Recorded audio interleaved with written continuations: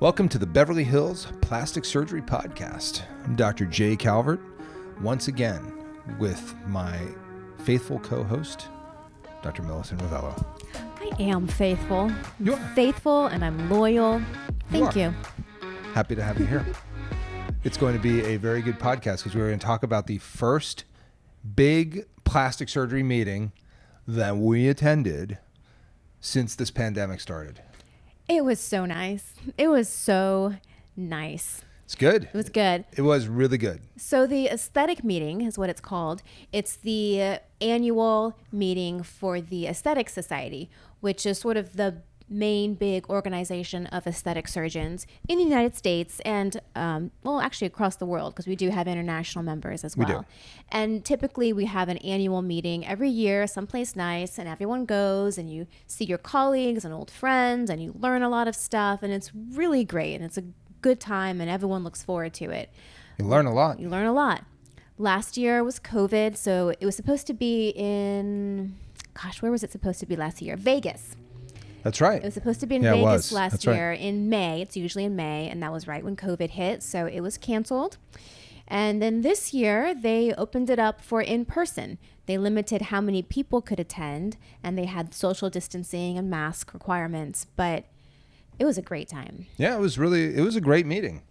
I was glad that we got there from, the Beverly Hills contingency. We were, sort of in the mix with that, especially. We were well represented. Beverly Hills represented. Yeah, definitely. And I should say, so not even more importantly, but equally importantly, it was in Miami, which was incredibly fun and such a great place to go and visit. Right. They don't have COVID there, evidently. They don't. Which makes it very easy.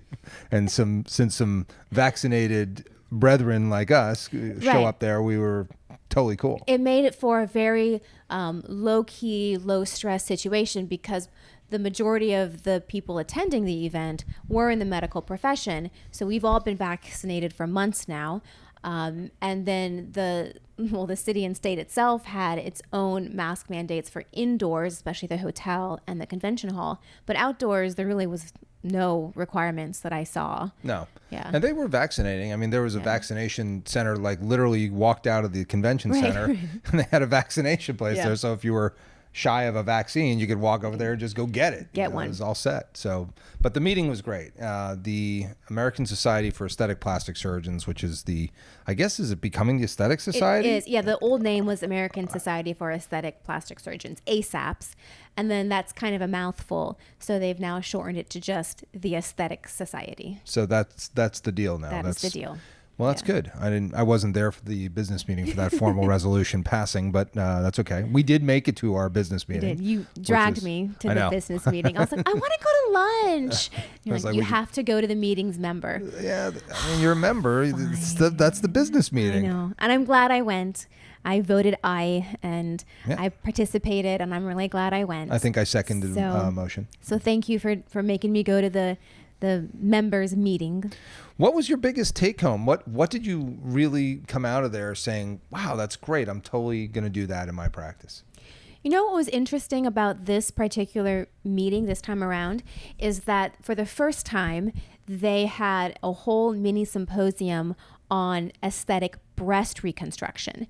So historically, breast reconstruction has fallen under the reconstruction umbrella of plastic surgery, and that typically occurs at the ASPS meeting, which is a more academic, reconstructive oriented meeting, and that's where people talk about breast reconstruction.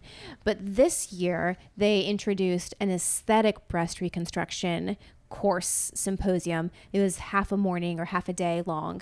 And they talked about the fact that breast reconstruction is very much aesthetic, and you can't ignore that fact about it. And so that's what I really enjoyed going to, because I do so much of that, and learning different techniques on how to make a breast reconstruction as aesthetically pleasing as possible. It's not just throwing some implants in there and saying, oh, you have breast mounds. Like, it's really about making it look like they never really even had a mastectomy. Yeah, I think that was a really great point because, as you said, the breast reconstruction has sort of always been relegated to the ASPS meeting, the plastic surgery, the meeting, which is typically in the fall. which I think is coming up soon. Yeah. Yeah, where's that going to be? Atlanta. Atlanta. We got to go to that. We should totally We gotta go. I love Atlanta. I am a huge Buckhead fan. So yeah, I think that bringing that in was great. I thought it was great that they brought in the. They did a lot of like the BII stuff, breast Yes. implant illness. I thought that was an interesting morning. Yeah, so that is a newer topic on the horizon, breast implant illness, and a spectrum of diseases or symptoms that patients who have breast implants can experience. And it's a very controversial topic because we don't have a lot of scientific evidence on it. But so this was a good way to sort of open up that discussion amongst plastic surgeons about what evidence we do have for it. I thought it was great. I thought, that they really are trying to drill down and get the evidence, and it looks like, more data is needed, but, people are definitely going to continue getting explants. I mean, obviously, we know that textured gel implants can cause, very weird tumor in very, very small numbers of people. So why can't breast implants cause somebody to feel sick from them? That's also the big question. Right. So they're really trying to drill down and get the data on that. For most people, breast implants are totally benign and fine. For most people. 99.99. Yeah. So it's a very small number of people that have these issues, but they do have them, and they're impossible to ignore. So I think that was very valuable that the Aesthetic Society Yes. has chosen to make that part of the curriculum for plastic surgeons to learn it as a really important core part of the specialty. I gotta say, my favorite part of the whole meeting, though, was the Plastic Surgery Fellows Bowl. Oh, yes. Yes, we got to plastic bowl. Ring your bell on that one. The plastic bowl. Yes. So this was a competition amongst plastic surgery aesthetic It's right over here, fellowships. Well, you're going to spoil the punchline. Okay, sorry. I'm just Patience. Shh. All right. Sorry. And there was 4 fellowships represented, of which the ROX surgery, the Marina ROX Fellowship, was one of them. The other one was out of our fellow, of course, Justin Incredible Just Perez. Incredible. He was our representative. And then there were 3 other programs. NYU, represented by Stelios Wilson. Yes. And then there was the Houston? that's right, the fellowship from Houston, which I wasn't familiar with. Yeah. But evidently they have like a zillion surgeons there. Yeah. And then also it was the one from North Carolina, from Yes. Charlotte, Right. which was Dr. Hunstad's Yes. fellow. Yeah, and so the fellows got up there and gave presentations. They had 3 assigned topics. The first one was, I think, what I learned, or the most important thing I learned in this fellowship. The biggest pearl from your fellowship. From the residency, or from the fellowship. And then the other one was the interesting case that they were involved in or did themselves. And then the third one was The best practice This was why. yeah, NYU that's took, why that guy got NYU took a eliminated. 5-minute Yeah. major on this Yeah, one. yeah. There was practice management pearl. Right. So not necessarily the clinical, scientific, surgical aspect, but the business management technique of the practice. Right. So there were Stelios 3 things. took a big hit Yeah, there 'cause because I think he just misinterpreted the question, but still he didn't answer the question. He showed that he thought that adding liposuction and fat grafting to basically any body procedure was very helpful, but it wasn't practice That's management. not a practice. That's a clinical No, that was a pearl. clinical pearl, and so they penalized him fairly heavily for that. And Which allowed Team Beverly Hills to sneak ahead and win that cup. it was very big. Literally a plastic bowl. It's called the plastic bowl because the prize was a plastic bowl. A plastic bowl. And there it held is. in place by gum? I think it's glue? putty or gum. Elmer's? Not sure. I think Bill Adams may have chewed this gum and stuck it on there, and then that's it. But this thing weighs a lot. It does. I don't know where they got this thing from, but it was heavy in the suitcase. I had to bring it back because there you have it, the plastic bowl. Just Incredible and Dr. Calvert for the win on that one. And they did weigh in the attendings' input. Yeah. That was part of I didn't know I had to represent if we were going to win that thing. Well, you represented well. It was and good. You took it I home. was very happy, very proud of that. I was also on the that rhinoplasty panel, which I thought was good too. You didn't see that though. That was when you were doing a breast thing. I did mostly breast stuff. I did breast, and I did some Aesthetic genital surgery. I know I walked in at the wrong time. Yeah, on you- that, Oh, on that. what am I looking at? I was like, wait a second, where am I?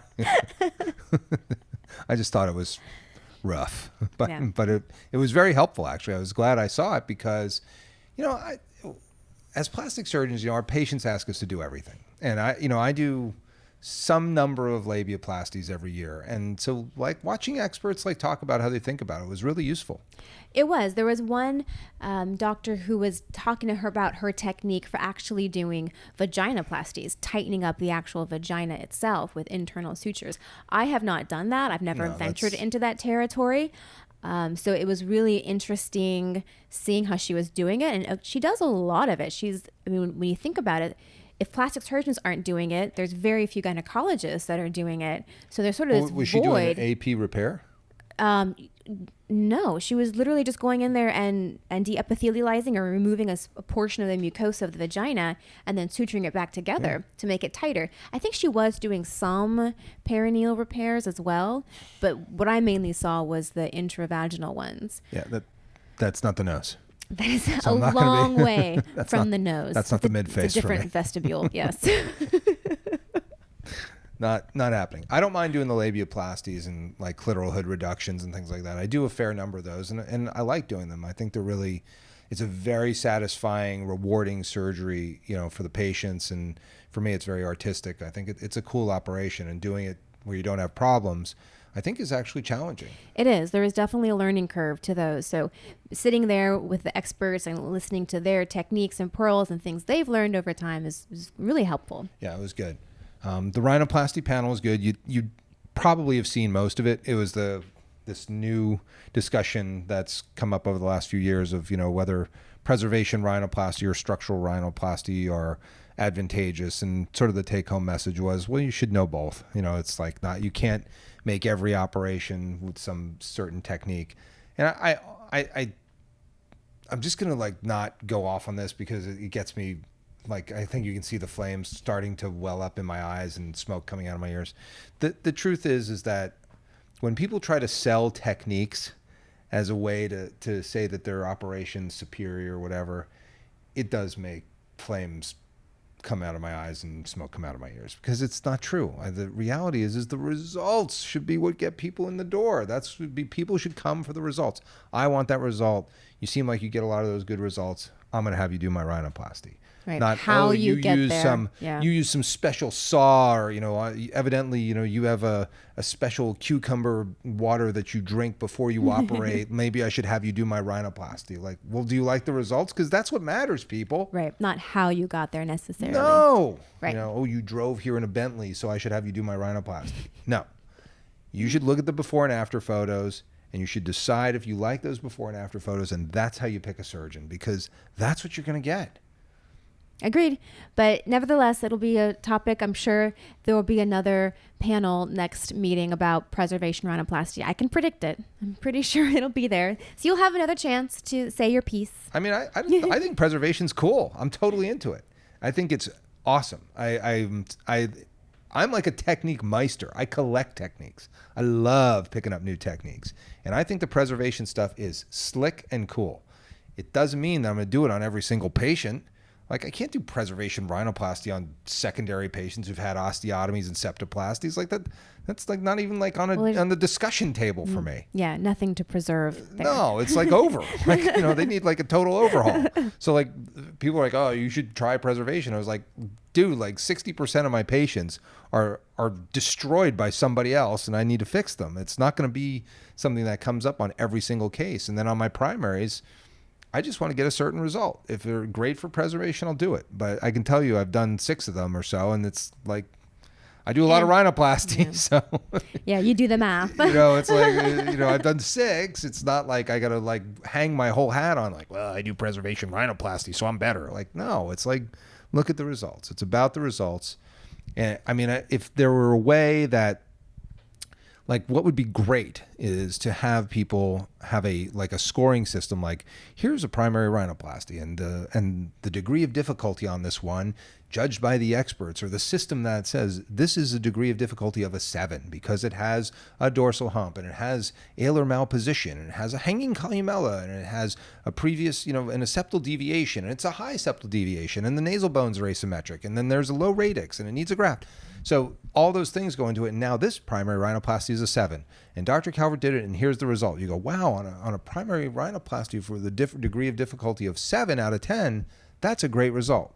And then here's a 1 or a 2. And then people could actually start to look at photos in a way that would be constructive and helpful for them making decisions.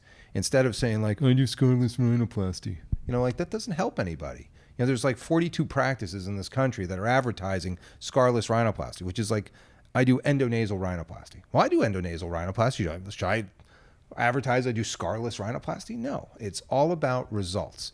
And that's why this preservation versus structural discussion for me is like boring. It's like, great, congratulations. Like, I think it's cool too, but I'm not going to hang my hat on it that that's how you have to do rhinoplasty to get great results. Okay, I'll get off the soapbox. Well, I'm glad you now. Decided you weren't going to get round. I wasn't going to get into it, so I'm gonna shut up now, and actually, Sean, cut that whole thing. No, I'm just kidding. Sean has just a bitch of a job editing these things. I really feel for him. Sorry, Sean. He just listens to him and goes like, "Oh, here he goes again," because he has to listen to all these. You know that as the podcast editor, your job is to listen to the whole thing and decide what stays, what goes, and how it should sound. But we have an incredible producer named Sean Gosser, who is really he's the best there is really in podcasting. I mean, he's been doing it longer than anybody, and podcasts are truly in their infancy. And so that's why, I think it's good that we've been doing this for quite some time, so people can get something out of it. And I think we're able to distill things down about like a meeting or something like that. Well, we had wanted to take our podcast mobile and do a podcast in Miami. That was what we really wanted to do, but there ended up not being time. But the whole thought was we'd kind of go on the road with it and talk to people in Miami and get their impression on plastic surgery, because obviously plastic surgery and aesthetics in Miami are different than Beverly Hills or in Houston or in New York. Different. So it was a cool concept. We just never had the time to actually do it. But I will say the one thing I noticed amongst the plastic surgeons who are from Miami, who spoke at the conference, and then just also being in Miami and going out and about, there's a big emphasis on butts. Butts are huge in Miami, like literally and figuratively. Butts are huge. But I mean, we were staying, in Miami. They want them big, and they just let them hang out. You're going like down the street, optional. like literally pants optional. It is. I mean, they wear like 2 strings across their back and then like a Post-it note, and that's like their bikini. Yeah, but they're walking down the street. Right, like exactly. It's one thing on the beach. Like, sure, fine, you're on the beach. Like, let it all hang out. But this is on the street. They're going to the restaurants, and they're in their, thong bikini with like a piece of mesh covering them. It is. It's like, or they have these shorts which are covering like half their butt, which I think is amazing, and I love it. And I kept like swiveling my head around and being like, "Ooh, look at that one!" and "Ooh, look at that one." Yeah, it's true. It's kind of like the 7 great wonders of the world. I know. I was so happy just to like check out the scenery in Miami and all the butts that were hanging out. Yeah, they are totally pants optional. They could give a crap, and they literally walk around like that's kind of the style. That's the deal. Yeah. Hang it all out. It's the all one good. thing I did notice, which I thought was interesting, was that by the end of my stay there, I didn't even notice it anymore. I was like, when I first got there, I was like, ooh, butts. And then by the end of my stay, I was like, yeah. Seen one already. Yeah, that's right. I've seen a big one like that. So there is something I'm realizing now to preserving the mystery, and because when you just let it all hang out there all the time, like it's not that exciting to see it anymore. No, it's true, and I get that for sure. But it is it's interesting that the different parts of the country truly have a whole different emphasis on what is the body aesthetic. Yes. Facial aesthetics are a whole nother animal, but the body aesthetic of like Los Angeles versus Miami are two. If you took 20 people from the Santa Monica Pier versus 20 people that were on that boardwalk in South Beach, at Miami Beach and compared them, they'd look totally different. They'd be totally different. And even like New York, a friend of mine that I saw a couple of days ago, she's living in New York. She lived in New York for many years, and she wants to have her breast implants downsized because she said they feel like they're too big, especially in New York, walking around with breast implants. And hers are, in my mind, fairly conservative already, and to her they're way too big. She needs to have them like half the size because that's the New York aesthetic. Yeah, totally. And if she came to see a plastic surgeon here, they'd be like, oh, you want to upsize those? For sure. 600s will be good for you, man. Yeah. So it's just every part of the country, every part of the world is different, which I think is great. Yeah, and that's why, again, a meeting like the Aesthetic Society was great because we had those Miami plastic surgeons. They were talking Right. about butt. The Yep. butt panel was amazing. Oh, that was a good one. Yeah, I mean, that was great because, I mean, there's so many ways Yeah. to make butts bigger and prettier, and what the aesthetic is. They're too, like, they're too diverse to say, like, oh, this guy does this. I mean, everybody's got a different idea of what Right. it should look like. Right. And I think that's where you have to kind of really talk to your patient and hone in on what they're looking for, because not everybody just wants these gargantuan butts, but there are some guys that if you go there, like, that's what you're getting. That's what you're gonna get. And Because so that's look what at the they do. Instagram and Yeah. figure it out. When I do butt augmentations with fat, it's usually 400 or 500 cc's at the high end, and sometimes it's a lot less than that. But some people really want a lot. They want them humongous. So it's all about the look. Yeah, that was fun. That was a good part of it. I do have to say some of the food was Yes. spectacular. The food, Oh, the my night, God. the nightlife in Miami is great. I'm such a lizard. I love warm weather and warm nights especially. So if I can go out and it's a nice warm night and I don't have to wear a sweater, Yeah. like, count me in. I love any place like that. Yeah, that was really cool. But the food was excellent. The nightlife was great. The meeting was wonderful. I learned a lot. So 2 very We'll be positive back. thumbs up. We'll go Can't next wait. year. Next year is in San Diego. San Diego. Yep. That will be a good one. Yeah, I mean it's close by. It's easy to get there. Yeah, it's kind of like, meh. We'll I could go to San Diego any weekend, but I am excited for the meeting. So, But there it'll are be there are exciting. some great restaurants down that Gaslamp yeah. district too, and the meeting will be great. So cool. And next year I will not be the president of the Rhinoplasty Society, so I will have an easy time with that. I think I just have to do the for the Rhinoplasty Society. I will just be the chair of the nominating committee, which makes that a lot simpler. Nice. This year was very busy. So, well, anything else about the aesthetic meeting? Nope. Just really glad we went. Had a great time. Looking forward to the next one. Very good. Well, in that case, this is the Beverly Hills Plastic Surgery Podcast, coming to you from the 90210. Cool. Both of those